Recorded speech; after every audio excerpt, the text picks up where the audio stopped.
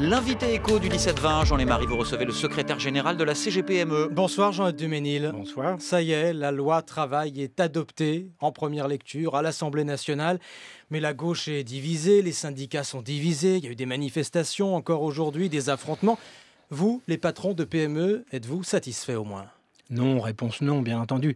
Est-ce que vous croyez franchement qu'un texte de loi qui fait 224 pages va simplifier la vie des entreprises? Évidemment, la réponse est non. L'objectif de ce texte, c'était d'essayer de favoriser la création d'emplois et de permettre à l'intérieur de l'entreprise, aux chefs d'entreprise, d'organiser la vie au travail en direct avec ses salariés. On est passé tout simplement à côté de ces deux objectifs. Mais c'est dans le texte, ça, les accords d'entreprise prônés encore cet après-midi par le Premier ministre à l'Assemblée nationale. Mais bien sûr, mais il dit qu'il les fait pour vous et pour les PME, Jean-Yves Duménil. Eh bien, écoutez, le Premier ministre connaît certainement bien le monde des grandes entreprises, visiblement assez peu le monde des PME et de l'artisanat, où on n'a pas de syndicat de salariés. Vous avez simplement 4% des salariés des PME qui sont syndiqués. Et pour conclure un accord d'entreprise, vous devez signer avec des syndicats de salariés. Donc, quand on n'a pas de syndicat de salariés, on n'a pas d'accord d'entreprise.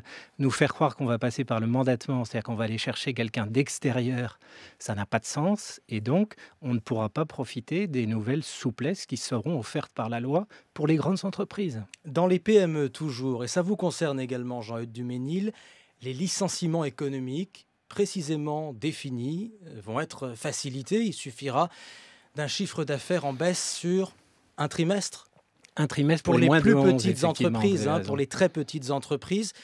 Qu'est-ce que ça signifie, ça, dans vos entreprises ? D'abord, je crois qu'il faut rappeler... Est-ce que ça veut dire qu'il y aura plus de licenciements économiques ? Non, bien sûr que non. Il faut rappeler que dans une PME, le plus grand plaisir d'un chef d'entreprise, c'est de recruter. Et la plus grande souffrance, c'est malheureusement de licencier quand on n'a pas d'autre choix. Eh bien, ça va servir tout simplement que quand dans une PME, vous avez besoin de vous couper un bras pour éviter de vous tirer une balle dans la tête, eh bien, c'est ce qu'on fait à ce moment-là. Et on est forcé de licencier une partie du personnel pour éviter de fermer l'entreprise, tout simplement. Donc là, est-ce que ce texte va faire qu'il y aura plus de licenciements économiques? Évidemment, la réponse est non. Simplement, quand un chef d'entreprise devra recourir au licenciement économique, il n'aura plus l'épée de Damoclès qu'il a aujourd'hui avec un juge qui peut remettre en cause le caractère économique du licenciement qui, à ce moment-là, était requalifié en licenciement sans cause réelle et sérieuse et qui donnait lieu à indemnité. Voilà la nouveauté, voilà l'avancée. Ça ne veut évidemment pas dire qu'il y aura davantage de licenciements. Je vous pose la question encore autrement. Est-ce que cette loi, d'une manière ou d'une autre, va vous pousser, va vous aider à créer des emplois? Non, réponse non, malheureusement. Mais vous répondez non à tout. Mais oui, c'est bien décevant d'ailleurs. Vous allez décevoir le Premier ministre, Jean-Yves Duménil. Je préférerais répondre oui à tout, mais malheureusement, je ne peux pas vous répondre ça. Et vous savez, dans ce texte, il manque un certain nombre de choses qui étaient dans la version initiale du texte. Donc, on pourrait parler, par exemple, du plafonnement des indemnités prud'homales. On pourrait parler d'une mesure qui était une mesure de bon sens et qui concernait le temps de travail des apprentis. On voulait, dans certains cas, pouvoir tout simplement aligner le temps de travail de l'apprenti sur celui de son tuteur. Aujourd'hui, vous devez passer par une autorisation de l'inspection du travail. Le texte de loi initial faisait simplement qu'on allait vers une déclaration. C'était quand même pas la révolution. On a été quasiment traité d'esclavagistes. Donc, ce qui est regrettable, mais tout ça, c'est que ce texte a été certainement mal présenté, mal expliqué. Ça a donné lieu à des crispations de l'ensemble de la société française. Et tout ça, au bout du compte, est un immense gâchis.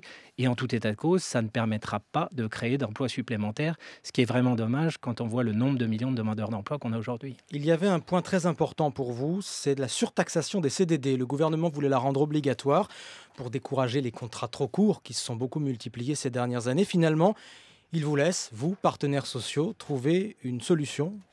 Solution entre patronat et syndicats. Que proposez-vous ? Là, je pourrais vous dire effectivement qu'on est très content de cette mesure-là. Simplement, on est très content qu'une mesure n'existe pas. C'était la mesure de surtaxation supplémentaire des CDD qui était envisagée. Et quand même, pour mémoire, il faut rappeler qu'aujourd'hui, il y a 87% des embauches qui se font en CDD. Et au lieu de s'interroger, savoir pourquoi les chefs d'entreprise embauchent en CDD, parce que c'est bien la question.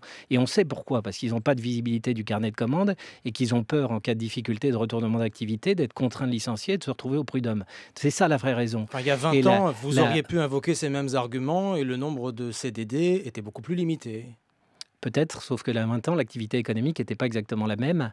Et donc, on est dans une situation différente.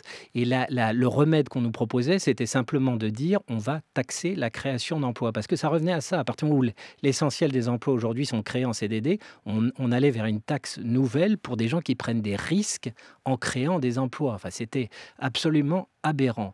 Donc oui, la CGPME s'est fortement mobilisée.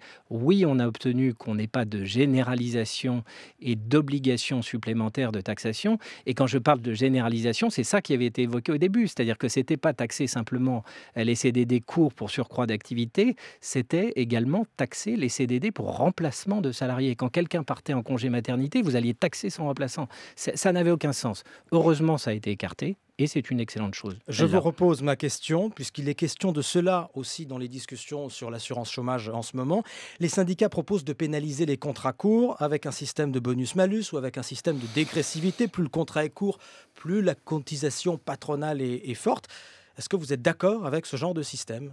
Non, on est d'accord pour mettre un certain nombre de sujets sur la table et pour discuter sans tabou de tous les sujets. Mais on a dit d'une manière très claire que si demain on nous propose à la signature un accord sur l'assurance chômage qui aboutit à une nouvelle taxation des entreprises, côté CGPME, on n'apposera pas la signature des petites et moyennes entreprises qui déjà sont taxées, surtaxées et retaxées. Ce soir, parce que oui, ça c'est un point de tension très fort entre les syndicats et vous. Je vous le confirme de manière très claire, mais la question que vous me posez, c'est est-ce qu'on acceptera d'en discuter? Oui, on peut très bien évoquer ce sujet. Oui, on peut en discuter.